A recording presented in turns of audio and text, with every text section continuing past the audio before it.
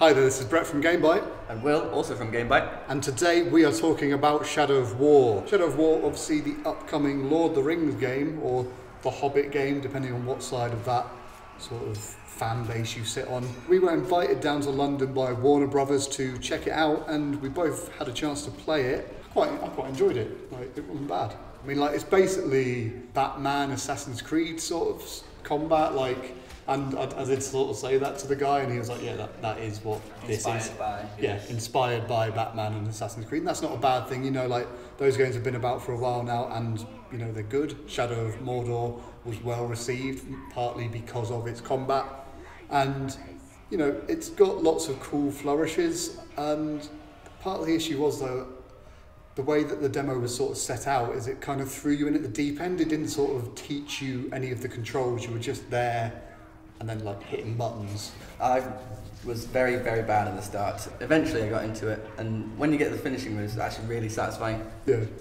That's one thing I noticed when I was looking back through your gameplays. You actually took the time to like pay attention to the war chiefs and stuff and sort of look through their weaknesses and stuff. Yeah. Whereas I just sort of did typical impatient gamer and just like, nope, just going to keep playing and just like button bash and hope that something goes right, which isn't the best way to play it. And I think the issue was because we were on such a short time, we were both just like, sugar, we need to like get as much content as possible that is usable. Gameplay that is usable, yeah. Yeah, and you know, some of it's not great. We're fully admitting that it's not great. We're hoping if we do get hold of the final game that we'll try and get some better gameplay.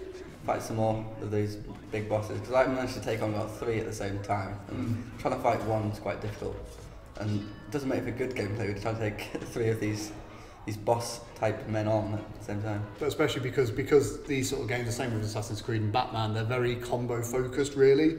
And if you don't have the combos properly down, like you can spend easily 20 minutes just trying to figure out the best way to do combos and stuff in games. And as I said, we only had about 30 to 40, so it takes time. So one thing you'll also be seeing here is a quick time event to stop yourself from dying when you're close to dying. I kept pulling the trigger too early, was my issue. You did all right with them. I'm good at quick time events, and that's about it, really. Nothing else. I just got knocked down really easily, but quick time events, that's my stuff.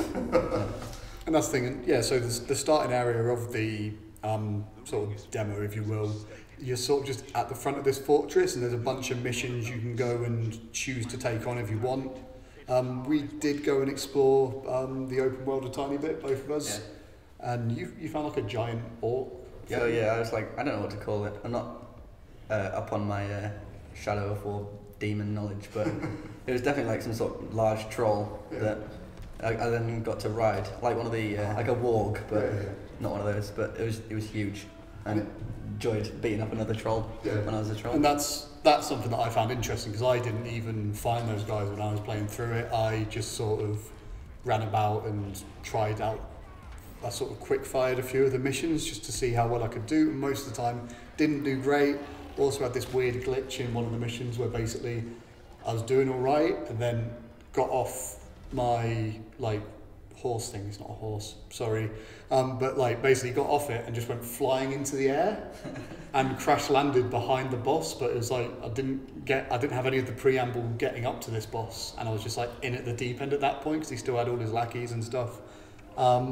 But it was still interesting. I think once I slowed down after the first few missions, just trying to get the footage, I just sort of went and enjoyed myself and just sort of pretended it was like Batman sort of stuff, and trying to get those high combos a few times more. I really like these moves as well with the bow and arrow, where you jump to the enemy that you're aiming at and like finish them off. Yeah, that's a real clever mechanic. And I think that's the thing. I think there's going to be like there's quite a few of them to do, and it's once you get your head around, oh, I can do this, and this, it'll be, you can play the game really stealthily if you want, or you can just go all guns blazing, or all swords blazing, I suppose is the better saying.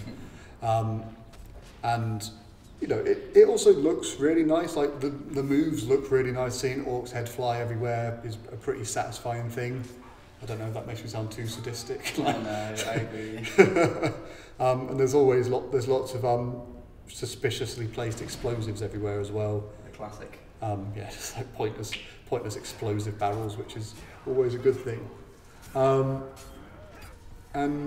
The AI of the enemies is quite interesting as well. Some of them will obviously come charging at you, whereas some will get scared and run away. And like I think some of them will like report back. Yeah, if they manage to escape you, they'll report back to other bosses, and then they learn. And also, if you take on a boss and you lose, that boss learns your moves, so it's even harder to beat them the next time. I think that's a mechanic I haven't really seen before. Yeah, I mean, I'm pretty sure Shadow Mordor obviously had it a bit, but like that's the thing. Like it's what makes this interesting is that you have that sort of way to make you just keep wanting to play again, see what your bosses can do. Yeah, and like every mistake or every move you make actually has an impact on the rest of the game. Not just like, oh, you mess up, you start again. No, that impacts you further down the line. Yeah, that's clever. And that's it. And like, even though neither of us are massive Lord of the Rings fans, like I would still probably play this a bit more. I'd definitely be interested to check it out more.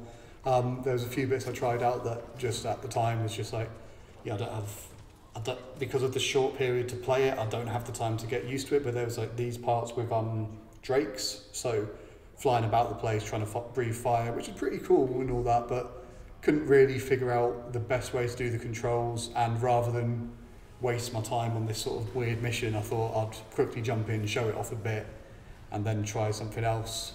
But, you know, you've got a nice variety of not just weapons, but also then rideable mounts and stuff like that, just to mix it up a bit. I also like the combat, especially on this mount here. I really like the combat on this one.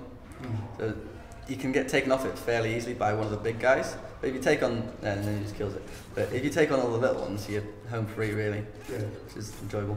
And what one thing I found interesting is that you'll encounter these guys just like the sort of chiefs and stuff around the map. So even if you're not just like going into missions, you can just randomly just walk into something like this. I know that's something that Shadow of War had, but it is something that is just makes you want to explore, to try and find these chiefs and just sort of kill them really and take over the world really. Yeah. And that was definitely something cool about it. But yeah, I've been Brett from GameByte. I've been Will, also from GameByte.